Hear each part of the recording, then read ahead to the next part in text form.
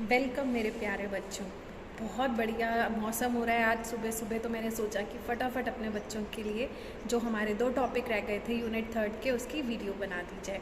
बेटा थोड़ा सा ना अभी कोई इशू है जिसकी वजह से मैं आपके साथ नोट्स नहीं शेयर कर पा रही हूँ, तो वो मैं आपको व्हाट्सएप पर दे दूँगी। नहीं तो आप वीडियो के साथ साथ नोट डाउन कर लेना या अपनी बुक खोल के बैठ जाओ, उसमें से भी आपको समझ आ जाएगा। यूनिट 1 और यूनिट 2 हम फुली रिवाइज कर चुके हैं, ठीक है बेटा। अब इसके बाद एक वीडियो में और डालूंगी जिसमें मैं आपको स्ट्रैटेजी बताऊंगी कि क्या आपने अटेम्प्ट करना है, कहाँ से अटेम्प्ट करना है, कैसे अटेम्प्ट करना है। यूनिट 3 का अब मैं आज आपको रिवीजन करा रही हूँ। इसके हमारे जो टॉपिक रह रहे हैं वो भी कवर करा रही हूँ। और बेटा इसके रिवीजन वीडियो के लिए मैं एक काम कर रही हूँ कि बहुत ईजी टॉपिक हैं 3rd और 4th के। 4th यूनिट की रिवीजन वीडियो मैं नहीं डालूंगी। वेरी सिंपल, एथिक्स क्या है, एडवर्टाइजिंग, मार्केटिंग, अडल्ट्रेशन होना चाहिए नहीं होना चाहिए, वही सब कुछ है। यूनिट 3 के जो 2 टॉपिक रह गए हैं उसका अभी मैं इस वीडियो में बना दूंगी, और डिस्क्रिप्शन बॉक्स में जो रिमेनिंग है वो मैं आपको लिंक उसके अंदर डाल दूंगी। जो भी टॉपिक्स हैं वो लिंक्स दे देकर आप वहाँ से फटाफट साथ के साथ यूनिट 3 अपनी कवर करके रिवाइज करके रखते जाना, ठीक है। चलिए स्टार्ट करते हैं। जो 2 टॉपिक रहते थे बहुत इंपॉर्टेंट है, MRTP एंड कंपटीशन एक्ट, वो दोनों आज हम इसके अंदर कवर अप कर लेंगे, ठीक है बेटा। थोड़ा सा कोप अप करो कि जो नोट्स नहीं है मैं आपके साथ शेयर कर पा रही वो आप लोगों को मैं अवेलेबल करा दूँगी।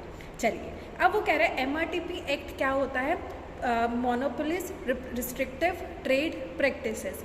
अब इसके अंदर वो क्या कह रहा है कि क्या करते थे लोग, किसी दूसरे को एंटर नहीं करने देते थे मार्केट के अंदर। बड़ी कंपनीज छोटी कंपनीज के ऊपर डोमिनेंट अपना रोल प्ले करती थी। वो अपनी रिस्ट्रिक्टिव ट्रेड प्रैक्टिसेस प्ले करते थे, मोनोपोली क्रिएट कर लिया, जो प्राइस मांगा वही सामने वाले को देना पड़ेगा।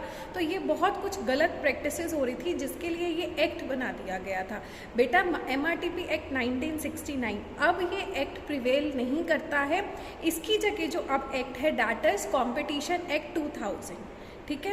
अब जब इसमें पर ये हमारे सिलेबस में है इसलिए हम पढ़ रहे हैं कि ऐसा एक एक्ट होता था। अब MRTP एक्ट को 3 पार्ट्स में डिवाइड किया है। देखो बेटा इस तरीके से 3 पार्ट्स में इसको डिवाइड किया गया है। First is MTP act, second is RTP act and third is UTP act. Very easy. MTP क्या होता है आपका, मोनोपोली ट्रेड प्रैक्टिसेस। RTP क्या होता है, रिस्ट्रिक्टिव ट्रेड प्रैक्टिसेस। UTP क्या होता है बेटा आपका, अनफेयर ट्रेड प्रैक्टिसेस। अब देखो MTP मोनोपोली ट्रेड प्रैक्टिस, नाम से समझ आ रहा है, मोनोपोली मतलब मेरा खुद का एक जने का रूल मार्केट के अंदर होना। रिस्ट्रिक्टिव ट्रेड प्रैक्टिसेस, आपने रिस्ट्रिक्ट कर दिया कि इस चीज़ का बिजनेस सिर्फ मैं कर रही हूँ, आप नहीं कर सकते हो। अनफेयर ट्रेड प्रैक्टिसेस, आपने ब्लैक मार्केटिंग करना स्टार्ट कर दिया, प्राइसेस आपने फिक्स कर दिए, तो ये क्या है आपकी अनफेयर ट्रेड प्रैक्टिसेस हो गई। तो ये MRTP बना देता है आपका। MTP, RTP और UTP को जब हम मर्ज कर देते हैं तो क्या मिलता है हमें, MRTP monopoly restrictive trade practices, ठीक है। अब हम पहले बात करते हैं MRTP क्या होता है, इसके अंदर क्या होता था मोनोपोली रिस्ट्रिक्टिव ट्रेड प्रैक्टिसेस के अंदर। इसमें हाई प्राइस चार्ज करते हैं कंज्यूमर से, कंपटीशन को कम करने का कोशिश करते हैं। कैसे कम करेंगे, आपने रिस्ट्रिक्ट कर दिया that you can not inter into this particular field, तो उससे क्या होगा, जो कंज्यूमर है उसके पास ज़्यादा ऑप्शंस नहीं रहेंगे कि वो इस प्रोडक्ट को छोड़ के दूसरे पर जा सके, उसको एनी हाउ वही पर्टिकुलर प्रोडक्ट खरीदना पड़ेगा। तो कंपटीशन होना ज़रूरी है ताकि एक जो मैन्युफैक्चरर है उसको डर रहे कि मुझे अच्छी क्वालिटी का प्रोडक्ट बनाना है, मुझे सही रेट पर बेचना है, ठीक है। और इसके अंदर क्या होता था, पावर प्रोडक्ट क्वालिटी। इसके अंदर जो प्रोडक्ट की क्वालिटी थी वो उतनी अच्छी नहीं मिल पाती थी क्योंकि मुझे डर ही नहीं है कि मेरा कंज्यूमर कहीं पर शिफ्ट हो सकता है, ठीक है। अब हम पढ़ते हैं कि इसके कॉजेज़ क्या थे, मतलब इसका क्या इफ़ेक्ट्स होते थे, क्या कॉज करता था ये। फर्स्ट इज हाई प्राइस होता था प्रोडक्ट का, कंपटीशन नहीं है, रिड्यूस करता था ये कंपटीशन को, और टेक्निकल डेवलपमेंट को भी ये प्रेफर नहीं करता था। न्यू टेक्नोलॉजी को रिस्ट्रिक्ट किया जाता था जिसकी वजह से जो प्रोडक्ट बन रहा है, जिस टेक्नोलॉजी पे जो चीज़ चल रही है वही चलती रहती थी। चलिए अब पढ़ते हैं कि जब MRTP एक्ट आया तो उसके क्या ऑब्जेक्टिव्स थे, किस लिए क्या करता था MRTP, आपको क्लियर हो गया होगा। मोनोपोली को हटाता था, जो चीज़ें कंपटीशन को रोकती हैं उनको हटाता था, मर्जर्स एक्विजिशन के ऊपर ध्यान रखता था कि कैसे मर्जर करना है, किसका एक्विजिशन होगा, कॉम्बिनेशंस बोलते हैं इन्हें, कॉम्बिनेशन एग्रीमेंट के ऊपर इसका ध्यान होता था, ठीक है। तो पढ़ते हैं इसके हम अब objective. First objective is controlling monopoly trade practices. Clear है कि कंट्रोल करता था कि मार्केट के अंदर किसी की मोनोपोली ना हो। Second is regulating unfair trade practices. अगर कोई ट्रेड की अनफेयर प्रैक्टिसेस यूज कर रहा है, दूसरे को एंटर नहीं करने दे रहा मार्केट के अंदर, टेक्नोलॉजी को नहीं आने दे रहा है, तो उस चीज़ों को भी ये रिस्ट्रिक्ट करता था। Third is prevention of concentration of economic power. ये देखता था कि एक जने के हाथ में ही इकोनॉमिक पावर रिस्ट्रिक्ट नहीं होनी चाहिए। जो बड़े लार्ज स्केल के जो प्रोडक्शन हाउसेज हैं वो छोटे बिजनेसमैन को हार्म ना पहुंचा सके, इस चीज़ के ऊपर भी इसका ध्यान होता था। ठीक है, अब इसके अंदर हम आगे पढ़ रहे हैं। MRTP क्लियर हो गया। अब थोड़ा सा पोर्शन है इसके अंदर RTP का कि रिस्ट्रिक्टिव ट्रेड प्रैक्टिसेस क्या होती हैं। देखो इसके अंदर वो क्या कह रहा है, रिस्ट्रिक्टिव ट्रेड प्रैक्टिसेस में क्या होता है, refusal to deal with person और क्लासेस ऑफ पर्सन। मतलब इसके अंदर रिफ्यूज कर दिया जाता था कि हम इसके साथ डील नहीं करेंगे या तुम इस पर्टिकुलर मार्केट के अंदर नहीं आ सकते। इसका मैं बहुत अच्छा आपको एग्जाम्पल देती हूँ बेटा।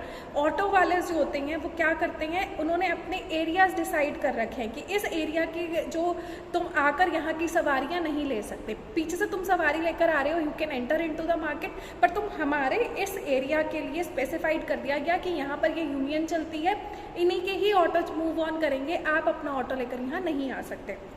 तो यहाँ पर हमने क्या कर दिया, हमने पर्टिकुलर एक सेक्शन को रिफ्यूज कर दिया, that you can not enter into our area. Next is tie in sale. Tie in sale क्या होता है, टाई इन सेल अग्रीमेंट क्या होते हैं, अगर आप मेरे को, मैं आपको ये बॉटल सेल कर रही हूँ, पर इस बॉटल के साथ साथ आपको मेरा मिनरल वाटर भी खरीदना पड़ेगा। तो ये मैंने टाई इन अग्रीमेंट कर दिया कि अगर मैं आपको बॉटल तभी आगे पर डीलर को डील करने दूंगी अगर आप मेरा वहाँ पर पानी भी सप्लाई करोगे। तो यहाँ पर भी तो आपने रिस्ट्रिक्ट कर दिया ना, मेरे हाथ खुले तो नहीं, आपने बांध दिए कि मैं तभी आपके साथ कर सकती हूँ जब मैं आपसे फर्दर कोई और चीज़ भी खरीदूँ। मैं आपको कंज्यूमर प्रोटेक्शन के नोट्स तभी दूंगी जब आप मेरे से for an example financial management भी पढ़ोगे। ठीक है, तो इसके अंदर और क्या होता है कि इसके अंदर हम क्या कर देते हैं, खुद से ही जो बड़े मैन्युफैक्चरर होते हैं वो खुद से ही प्राइस फिक्स कर लेते हैं। So these are restrictive trade practices and these practices should be prohibited, जिससे कि हम अच्छा कंपटीशन अपनी मार्केट के अंदर लेकर आ सकें।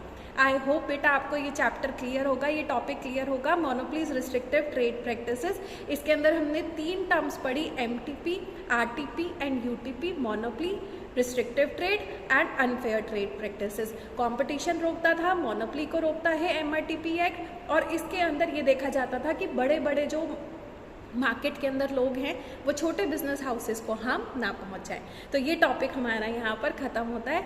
नेक्स्ट जो हमारा टॉपिक है वो मैं अभी कंटिन्यू करा रही हूँ। वीडियो थोड़ा सा लेंदी होगा, बार बार आपको मुझे देखना पड़ेगा, बट आई होप कि आपको ये समझ आ रहा हो। Next is very important, that is competition act. बेटा कॉम्पिटिशन एक्ट इस टाइम पर प्रिवेल करता है, MRTP एक्ट प्रिवेल नहीं करता। MRTP एक्ट को हटाकर ही हमारा कॉम्पिटिशन एक्ट 2000 आया था। ठीक है, अब इसके अंदर वो क्या कह रहा है, कंपटीशन एक्ट हमारा कब आया था 2000 में, बट ये इम्प्लीमेंट कब हुआ था बेटा, दिसंबर 2002 में।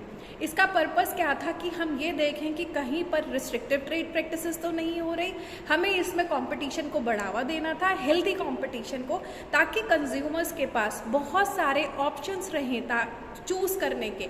If this manufacturer is not selling me apt product, I can switch over to another manufacturer. चलिए अब इसके अंदर पढ़ते हैं कि ऑब्जेक्टिव्स क्या थे हमारे कंपटीशन एक्ट के। 3 ऑब्जेक्टिव्स थे। एंटी कॉम्पिटिटिव एग्रीमेंट को प्रिवेंट करता था, क्लियर। एंटी कॉम्पिटिटिव मतलब मोनोपोली रिस्ट्रिक्टिव ट्रेड प्रैक्टिसेस हट गई। जब हमने ये देखा कि ये चीज़ तो कंपटीशन को आने से रिस्ट्रिक्ट कर रही है, तो उसके प्रिवेंशन के लिए काम करता था ये। Prohibition to abuse of dominant position. Dominant position is कि अगर कोई अपनी स्ट्रॉन्ग पोजीशन का कोई फ़ायदा उठा रहा है मार्केट के अंदर, तो उसको प्रिवेंट करता था। Third is regulation of combinations. Combinations मैंने आपको अभी बताया क्या होते हैं, मर्जर्स एंड एक्विजिशंस की तरफ इसका ध्यान होता था कि हम मर्जर्स एंड एक्विजिशंस अगर करा रही हैं तो वो बेनिफिशियल होना चाहिए हमारी इकोनॉमी के लिए and for the business also.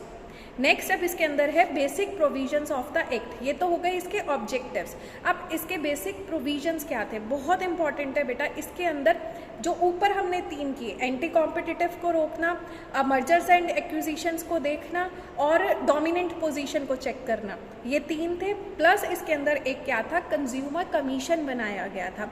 Consumer commission के अंदर जो मेंबर्स होते थे, एक चेयरमैन होता था।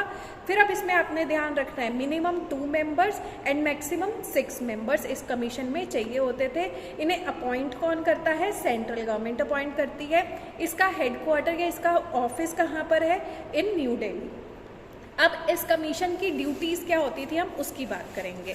ड्यूटीज़ होती थी इस कमीशन की कि ये सारी उन एक्टिविटीज़ को एलिमिनेट करता है जो हमारे बिजनेसेस को या जो हमारे कंज्यूमर को के लिए एडवर्स इफेक्ट डालती हैं कंपटीशन पर।